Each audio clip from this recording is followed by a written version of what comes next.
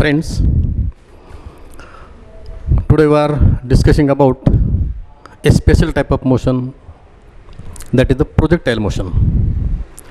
Motions are of different types: linear motion, circular motion, vibrational motion, rotational motion, and so on.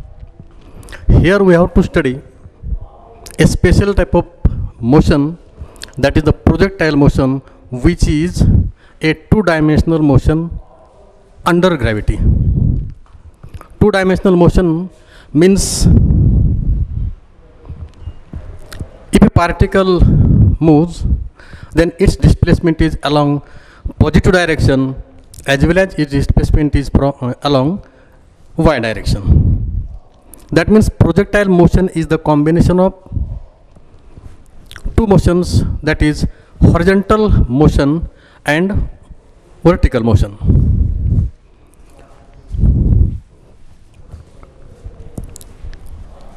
To study the projectile motion, first we have to make some assumptions.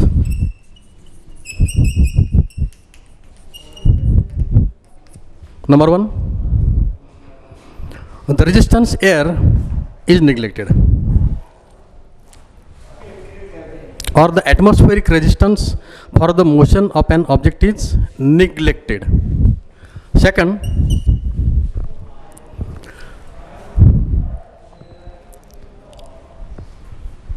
there is no effect of the rotation of earth or the shape of earth. That means the effect of rotation of earth and the shape of earth are neglected. And the third is, throughout the motion, the acceleration due to gravity is constant everywhere and it is always directed in the downward direction. With the help of these three assumptions, we have to study about this projectile motion. Now, to study the projectile motion, we have to study some definitions.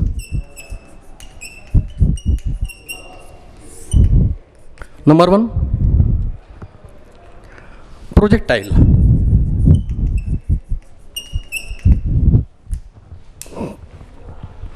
The object for which the motion is to be studied is called as the projectile. The object or the body whose motion is to be studied is called as projectile. Second,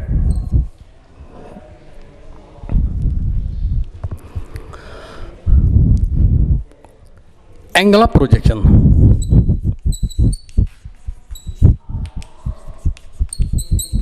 Represented by theta. If suppose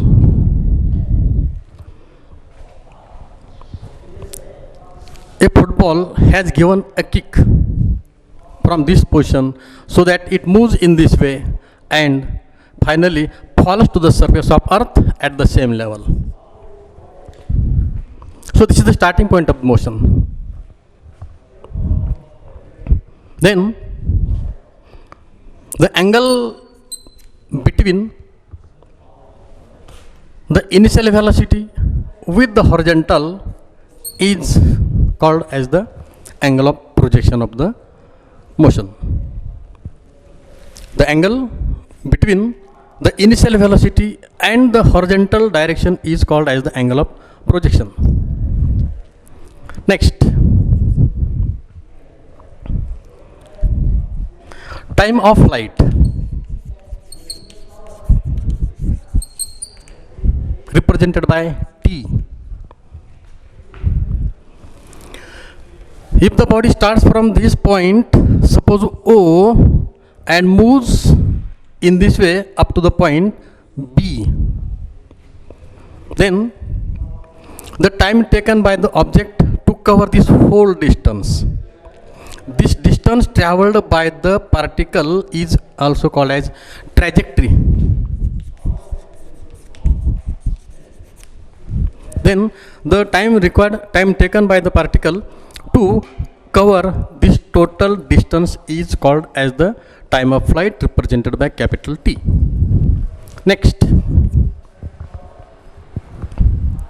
range of projectile.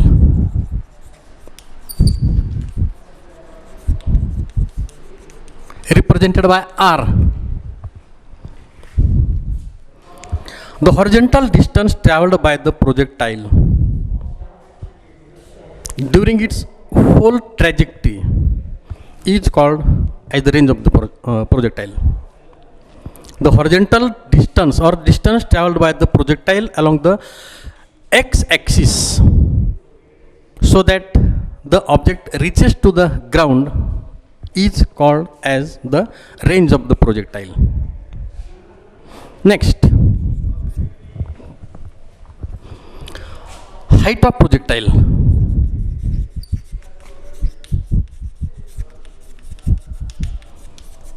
Represented by h. During whole path, during whole trajectory, the maximum distance of the particle, that is known as the height of the projectile, represented by h or h max. So with the help of these terms, we have to study this projectile motion. Now suppose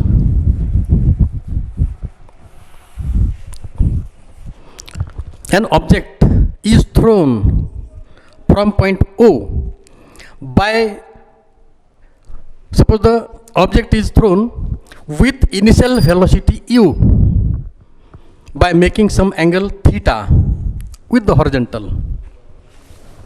Then this velocity has two components. Its component along the angle side is taken as u cos theta, while the component of velocity perpendicular to this, that means along the y direction, is taken as u sin theta. So this velocity, initial velocity vector of the projectile can be resolved into two components, the horizontal component u cos theta and the vertical component u sin theta. Then, as time passes, and suppose the particle after some time t, suppose the particle comes here. This is the new position of the particle after time t. Now, since the acceleration on the particle along the x direction is always 0, and therefore the velocity of the or the horizontal component of the velocity of the projectile is always constant, as there is no any forward or backward forces acting on the particle. The acceleration on the particle along the horizontal direction is always 0, and as the acceleration is 0, when the acceleration will be 0? Right. If there is no change in velocity, then the acceleration on the particle is 0, and therefore whenever may be the position of the particle, its horizontal velocity remains constant, and that is u cos theta. But the acceleration acting on the particle in the vertical direction is the acceleration due to gravity, and this acceleration due to gravity is always directed toward the center of earth, always directed toward the in the downward direction, and that is taken as minus g. And due to this gravitation, the vertical motion is opposed, and hence the velocity of the particle or the vertical component of the velocity of the particle goes on decreasing. Horizontal component of the velocity remains constant throughout the path. If the particle is here, its horizontal component is u cos theta. If it is here, it is u cos theta. If the particle is here, it is u cos theta. If the particle is here, it is also u cos theta. If the particle is here, again it is u cos of theta. But the vertical component of the velocity goes on decreasing due to this downward acceleration due to gravity, and therefore the velocity, vertical component of the velocity at this point is less than this. Suppose it is in this way. Then resultant will be this diagonal. If the particle goes here, again its horizontal velocity is constant, that is u cos theta. Vertical velocity goes on decreasing.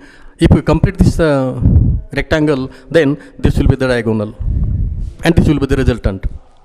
Again, if the particle moves further, its horizontal velocity remains constant u cos theta, but or when the particle is here at the midpoint of the path, again its velocity is, horizontal velocity is constant, that is u cos theta, and here the vertical component of the velocity, that is Vy, becomes 0, and further, instead of going the particle in the upward direction, it moves in the downward direction.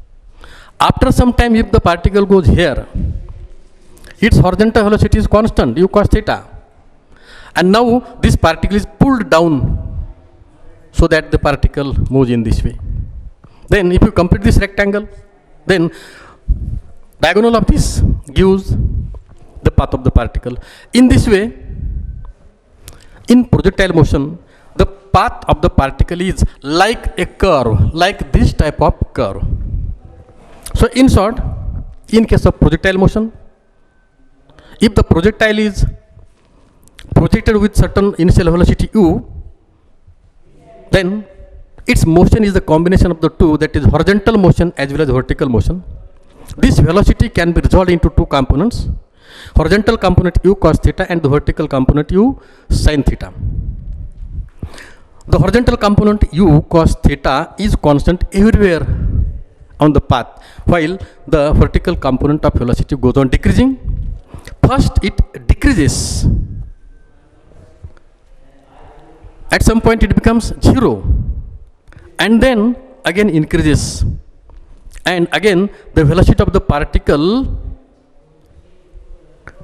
at this point where the object reaches the ground is equal to the velocity of the particle with which it was projected. So this is the central idea of this projectile motion. Now, for this projectile motion, we have to study some expressions.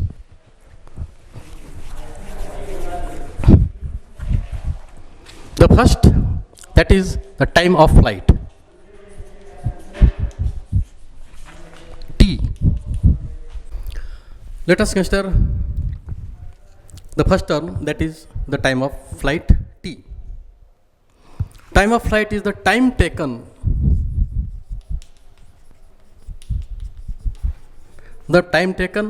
by the projectile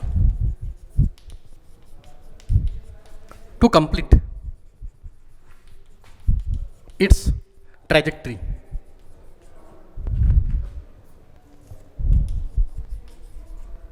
And returns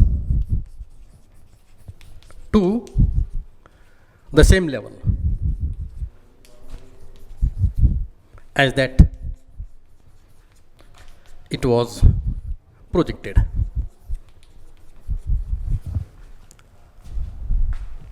Is called time of flight.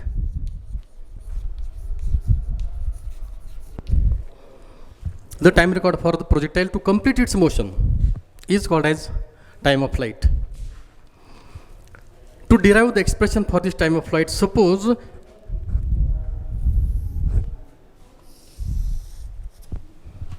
a projectile is projected in this way,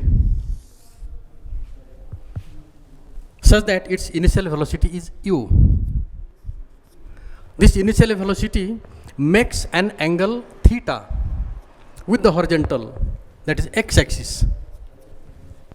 It is called as angle of projection.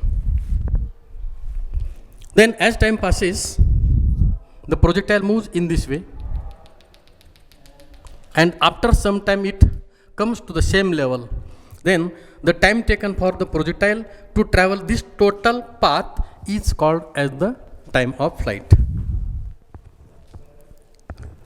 Now this time of flight can be determined by considering two conditions. Either we can find the time of flight t by considering the complete vertical motion from O point to suppose B point. Suppose this is the A point.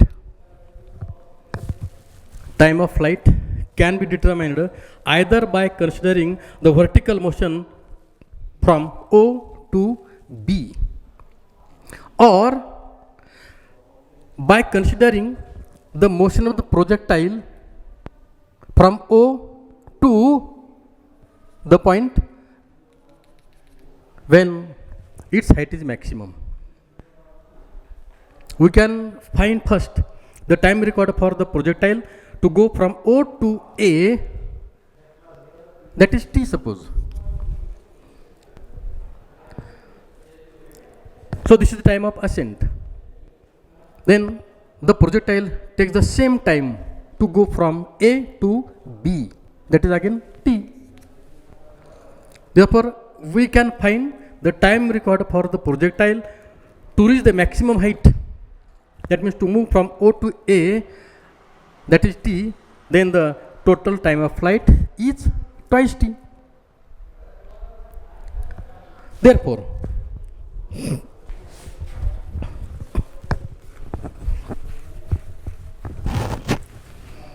suppose we can find the time of flight by considering the motion of the projectile from O to A, vertical motion of the projectile from O to A.